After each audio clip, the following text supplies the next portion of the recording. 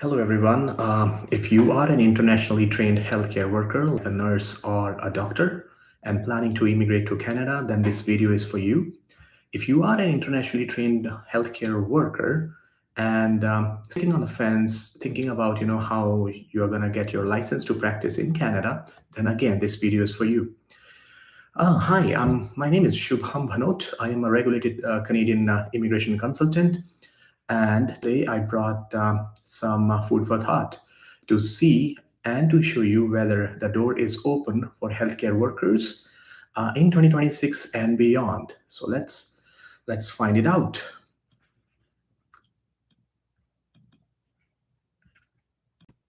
Okay, so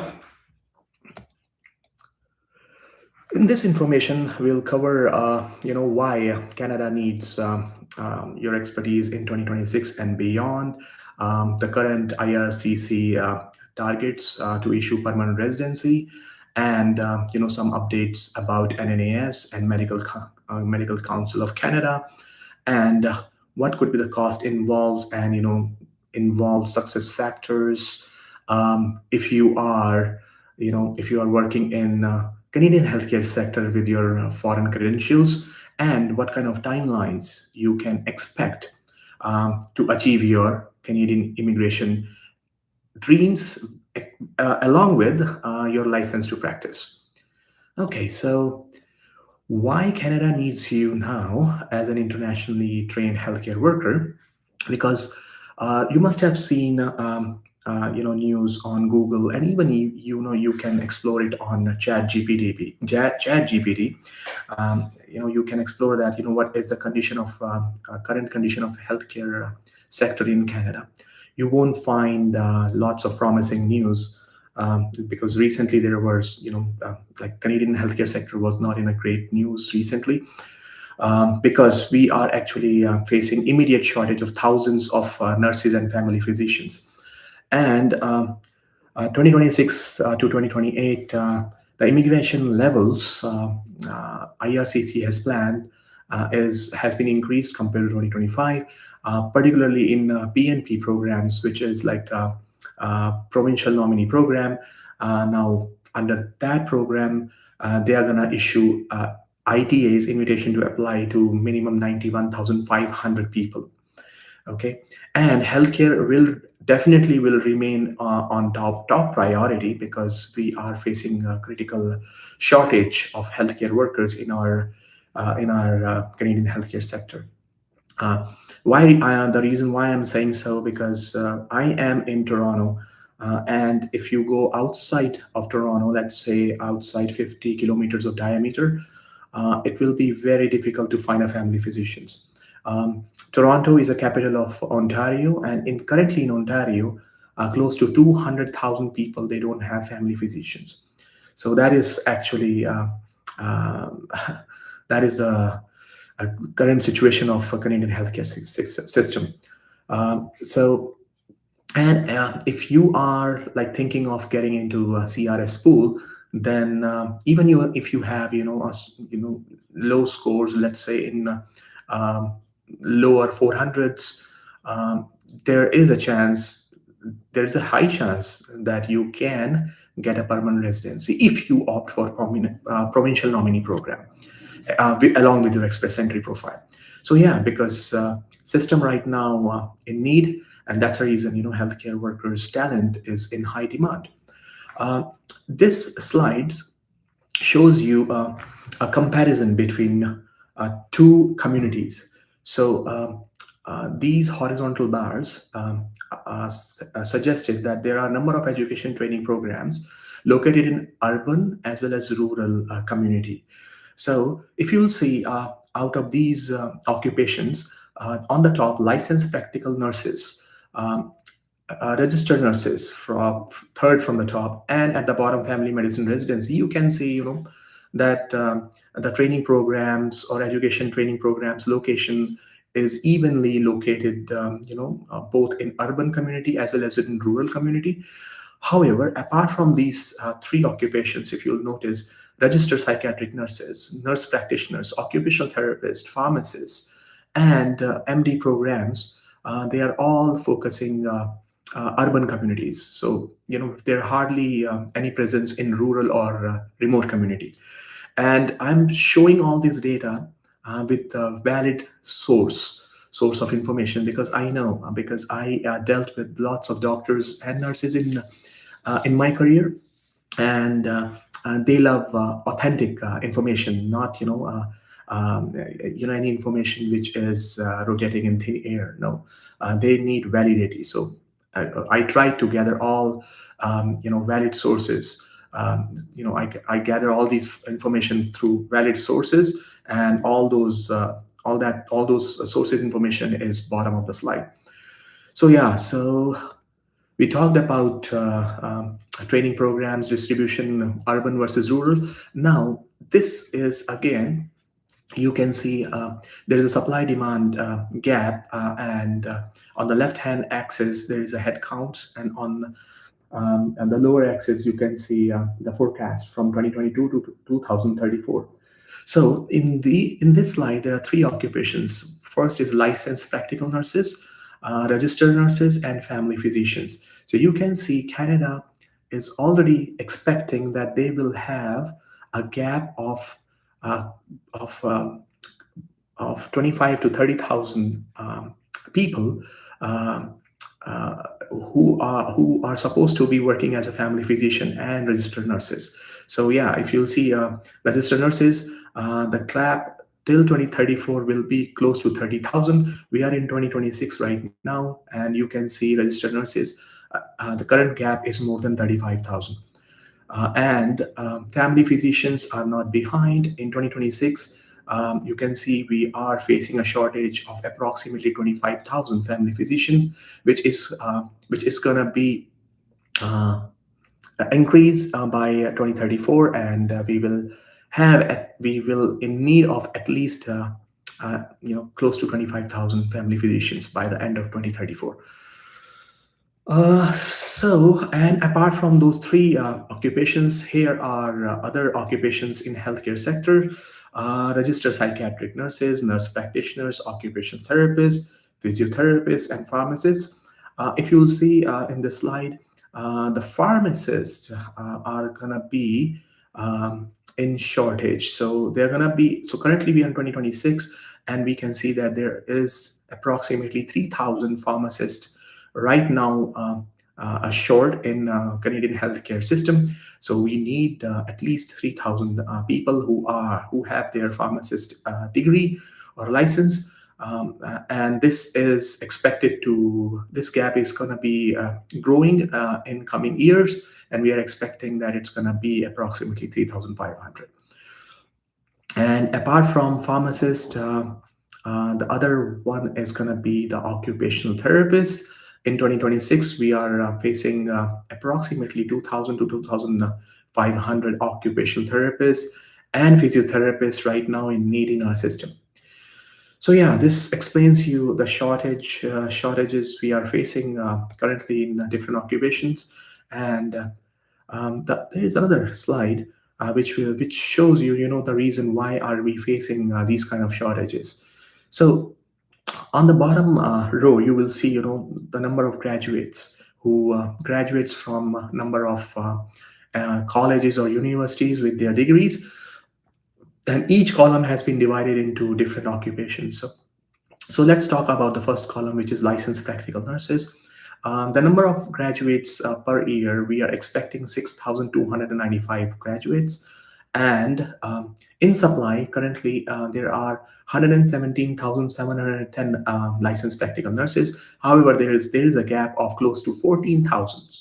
So even if we have 6,295 graduates, which will join this current force, still we need close to 14,000 more licensed practical nurses. And this issue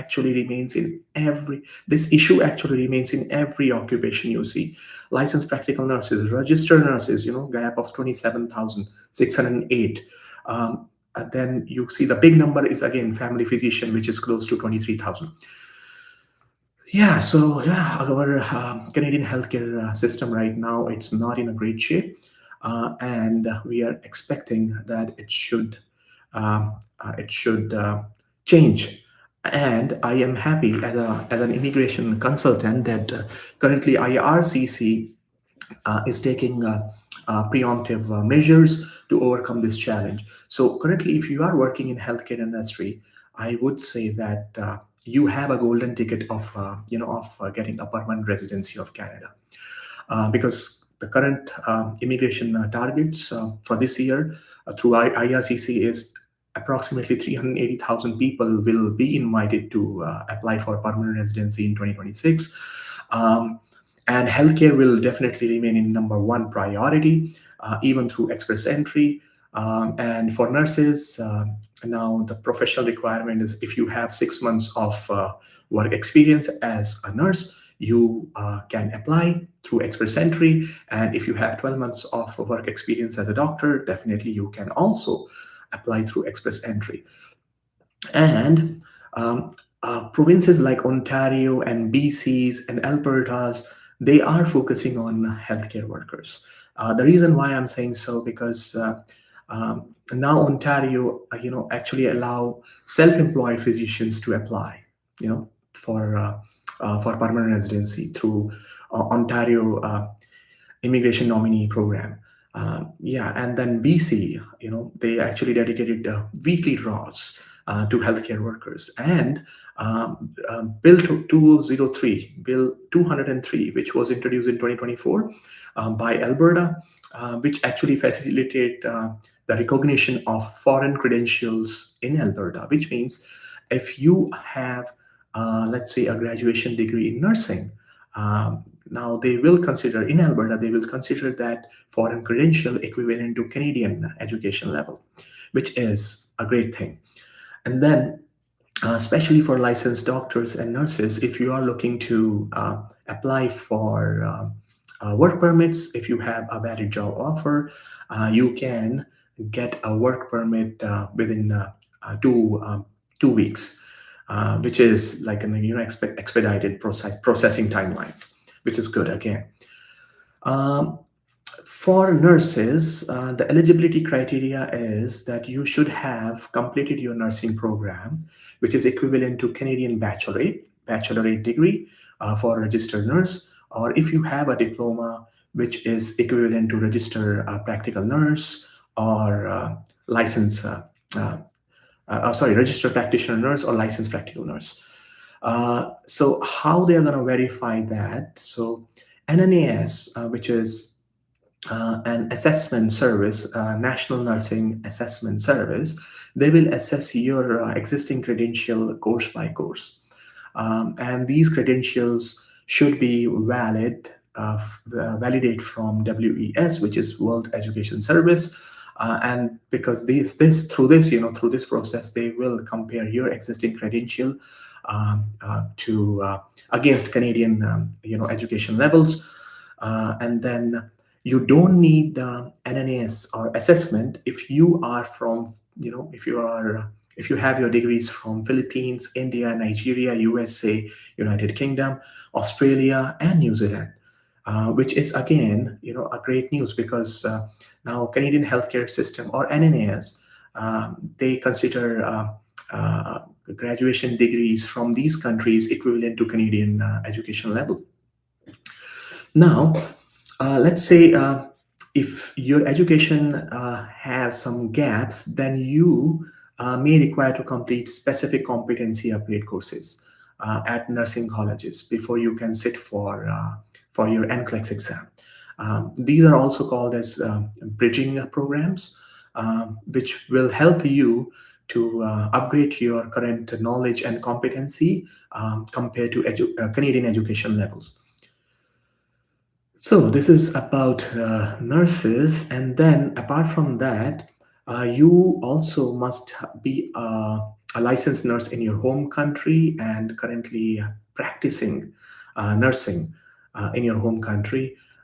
You should be, for verification purpose, your home country's regulatory body must send a verification of registration directly to NNAS. But keep that in mind. If you are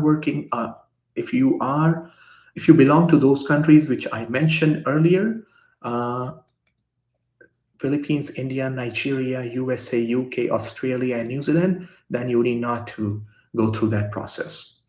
And the most important thing is that you should not you are not facing any pending disciplinary actions against you. That is also, one of the requirements. Um, uh, the 3-year rule. So earlier, the rule was that you should have 6 months of work experience in past 5 years, which is now changed. Now you should have 6 months of work experience within last 3 years, and most importantly, your work should be fully paid. It should not be volunteer experience where you are not getting any paid and you are giving your services. That work experience is not going to count. It will not be counted. And then, in case if your practice expired within the last 5 years, you are still eligible for a supervised practice experience partnership, because this will allow you to regain your recency by working 140 plus supervised hours in an Ontario hospital instead of repeating your school. I gave you this example because I reside in Ontario, so that's the reason I am familiar with Ontario's rules and regulations. So that's the reason I share this information, which is particularly from one province, that is Ontario. Most importantly, and I have seen, there are gaps in understanding, particularly in nurse occupation, regarding their language ability test scores. So you need to get eligible to give text of your NCLEX, to give an NCLEX test. You should score this scores. If you are planning, IELTS academics, you should have 6.5 in readings, 7 in listening, 6.5 in writing, and 7 in speaking. But my recommendation as a consultant, as an immigration consultant, would be for NCLEX, you should focus on OET exam instead of giving IELTS academics, because OET will evaluate your understanding about medical terminologies, how you are gonna interact with your patients or clients. So I guess OET would be better compared to IELTS academics. Okay, and this is for your NCLEX exam. Okay, you also need IELTS general test score to qualify to apply for to qualify through express entry. Okay, because express entry is a different ball game. Your NCLEX is to get license for practice, right, as a nurse, and express entry is where you get your permanent residency, okay, of Canada. So for that, you need to give IELTS journal test to qualify, and you should target minimum CLB 7. Okay, minimum CLB 7. All right, so apart from that, the expenditure which is involved would be $750. And when you are registering yourself, you should always select expedited services, and they will issue your advisory report within 5 business days. And the again, a change which they came up is now you can register, you know, simultaneously for a registered nurse or licensed practical nurse at the same time, and you don't need any status in Canada like a permanent resident or work permit to start this process, right? Why I'm saying so, because you can give your NCLEX test while you are there in your home country, because there are international Pearson's View centers in most of the countries, where you go and give your test. It's better when you are in your home country, to get your license to practice in Canada, right? And then you land in a Canada as a permanent resident. Your license is in your back pocket, which will make things easier for you. Now you're avoiding falling in those surviving jobs trap. You need not to do surviving jobs, because you must have heard stories like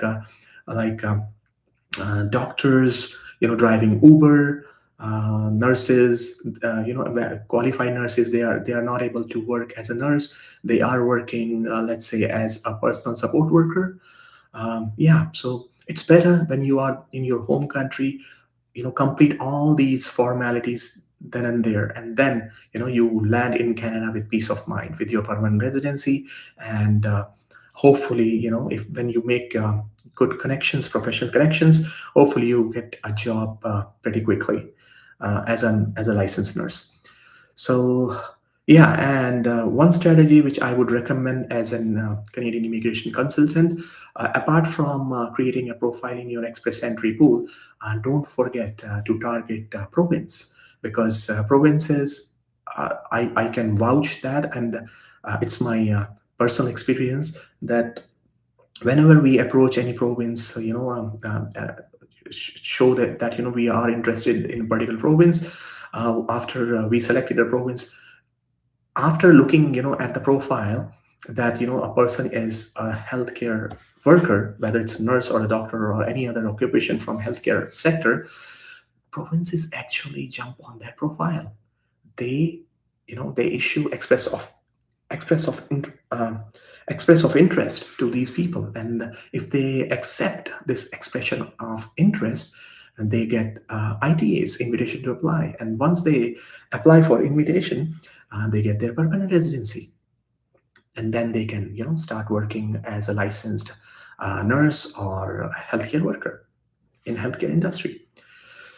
Okay, so these are the two sources through which you can get support and guidance from. Though to register with these programs, you should be a permanent resident of Canada. But there is no harm visiting their website and go through that available information, which will definitely help you in your uh, future endeavors. So on the left hand side of the screen, there is a program called PASS, which offers pre-arrival services for internationally trained nurses. Um, and then on the right hand side, this program called STARS, it has been run by a government of Ontario, and it also supports training, access to regulated employment services. Both are meant to support newly landed internationally trained nurses. So yeah, if you got a time, visit their website. You will find lots of helpful information. Now about the doctors.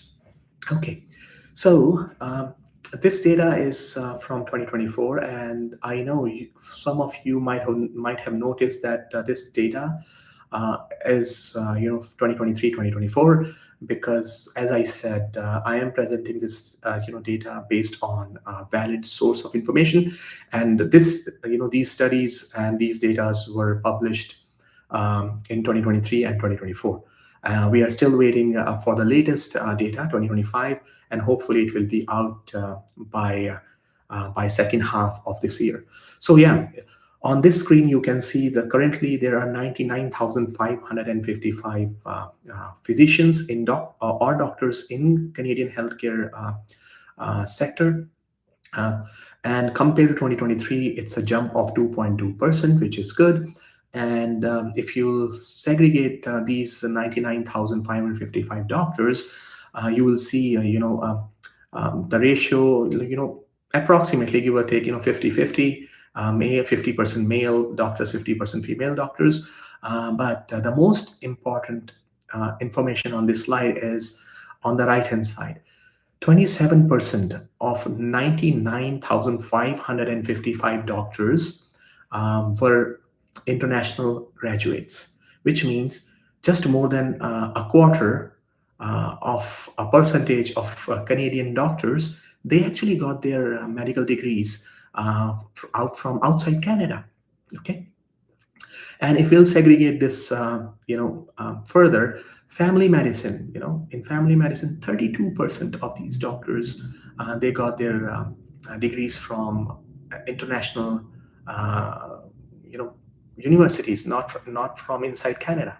Similarly, in medical specialists, 26% are internationally trained doctors. Surgical specialists, 16% are internationally trained specialists. So why I'm showing this information, because now you can see that, if you are in your home country and still thinking, while sitting on a fence, that whether you will be, whether you are able to get a license to practice, whether you will be able to start your practice in Canada or not, you can see these many people are, currently in the system, right? 27% is not a small number. Out of 99,555 people, doctors, 27% is like close to 26,000 doctors. They were internationally trained. So I hope that this will give you some motivation, right? And then the other motivation uh, is cross payments, right? So I'm very happy that government of Canada is pumping 34.6 billion Canadian dollars, pumping in healthcare sector, especially these payouts are going to doctors, and on an average, a family medicine doctor is taking 324,000 Canadian dollars annually. A medical specialists make approximately $400,000, and a surgical specialist make 556,000 Canadian dollars annually, which is great. And that means, government of Canada, by pumping this much of money, they are actually trying to attract, talented doctors across the globe to come to Canada and serve Canadians, which is a great idea. I'm happy. I'm happy for them. Okay, so what's the licensure path for the doctors? So, as nurses needs to give NCLEX exam, as a doctor, if you want your license, you need to give MCCQE Part 1 exam, which stands for Medical Council of Canada Qualifying Examination. Uh, Again, you need to your medical degree must be successfully verified through physiciansapply.ca portal. Again, one more important information. If you are targeting any provinces, please check with that province if they have their independent portal, because in Ontario they have their separate portal where you have to upload your validated medical degree for verification as well. Okay, so please don't forget to upload that on that system. Okay, so now you no longer need to complete 12 months of postgraduate clinical training to be eligible, which actually removes a massive barrier for internationally trained medical graduates. Okay, which is a great thing. And once you pass your MCCQE exam, your license will be issued digitally and automatically. Previously, it used to come through mail, which takes lots of several weeks. And to save that time, now they have decided to issue a digital copy of license, which is again a great step.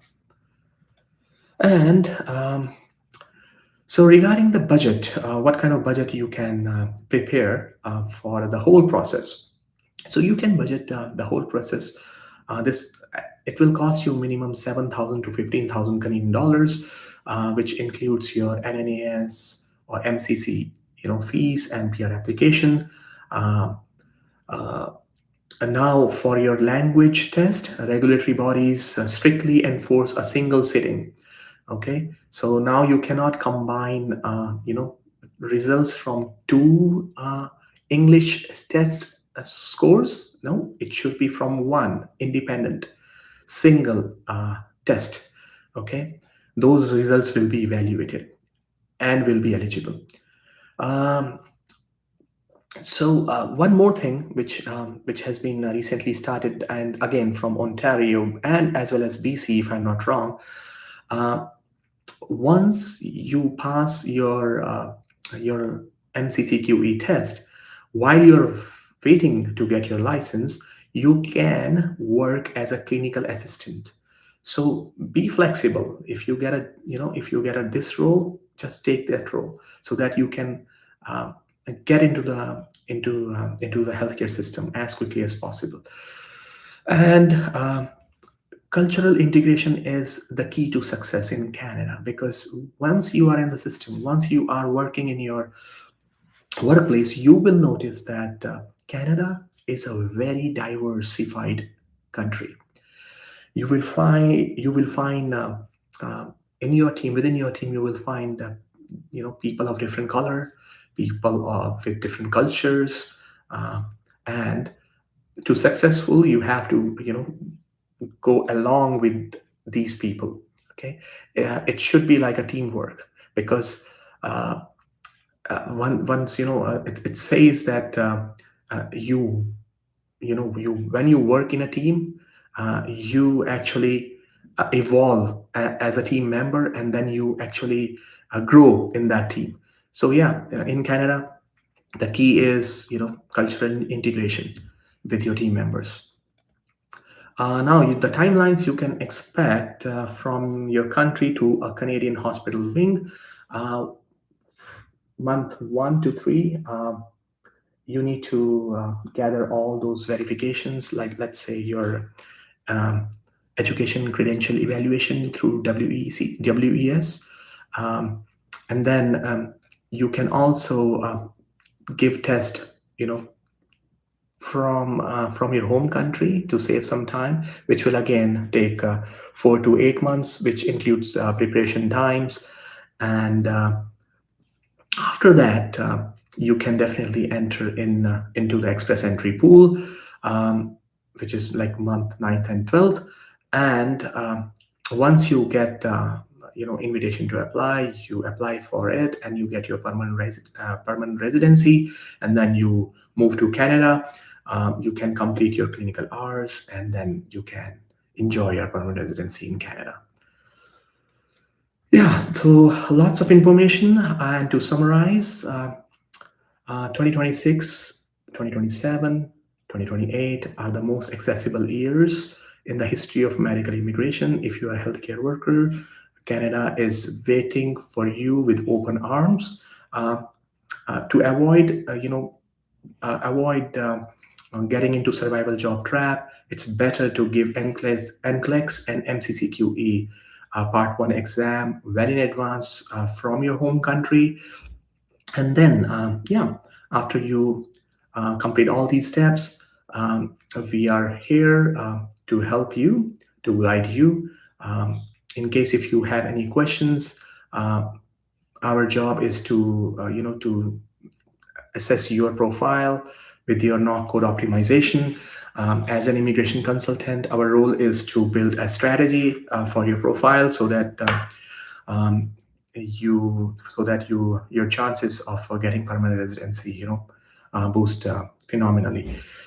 So yeah, lots of information, and I hope that this information uh, helps you making informed decision. And end of the day, this was a small effort to share some data and information with our healthcare worker community, because I also I spent somewhere around close to now 22 years interacting with healthcare workers.